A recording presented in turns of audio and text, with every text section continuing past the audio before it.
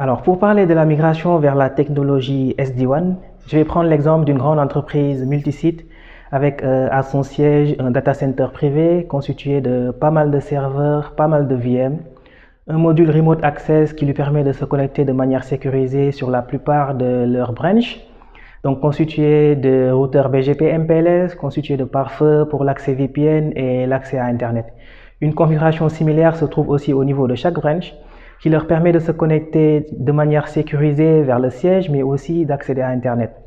Au cours de cette vidéo, je vais donner une vue d'ensemble d'une des solutions de migration rapide vers la technologie SD-WAN qu'on peut proposer à une telle entreprise. Alors, la solution la plus simple et la moins fastidieuse à proposer à une telle entreprise, c'est de laisser Cisco gérer l'ensemble de leurs contrôleurs SD-WAN.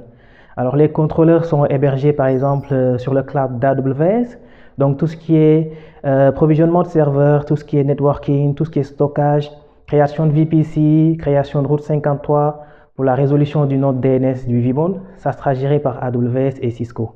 Et en plus de ça, les certificats seront signés par DigiCert, qui est une autorité de certification publique. Donc voilà, côté contrôleur, maintenant c'est réglé. Il ne reste plus qu'à placer nos routeurs SD-WAN au niveau des branches, mais aussi au niveau du siège.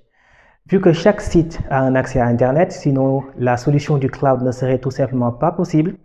Donc les sièges et les VH, ils vont essayer d'utiliser le chemin vers l'accès à Internet pour créer un tunnel d'ITLS directement sur le cloud. Donc côté NATing, côté firewalling, il va falloir autoriser le trafic d'ITLS, mais aussi le trafic IPsec.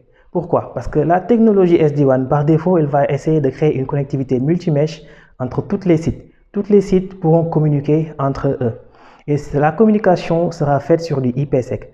Donc dans ce cas-là, si nos sièges sont derrière un pare-feu, il va falloir autoriser le trafic IPsec pour qu'il arrive sur nos sièges. Et on peut mettre en place de la haute disponibilité. On peut placer par exemple 2 sièges, 2 VH derrière le pare-feu. Mais dans ce cas-là, il va falloir implémenter la technologie port offset pour pouvoir différencier entre les 2 sièges et les VH. La technologie port offset va tout simplement incrémenter le numéro de port par défaut sur un siège et ainsi permettre au pare-feu de pouvoir différencier entre les 2 sièges. Alors on a placé l'ensemble de nos contrôleurs, on a placé nos sièges, on a placé nos VH, on a fait de la haute disponibilité, on a fait du firewalling. Ça serait encore mieux si on pouvait faire du zero touch provisioning. Les sièges et les VH, ils vont se connecter automatiquement sur le cloud, ils vont télécharger l'ensemble de leur configuration et ils sont up and running, pas de configuration manuelle à faire. La connectivité par défaut, elle est multimesh. Tous les sites peuvent communiquer avec tous les sites.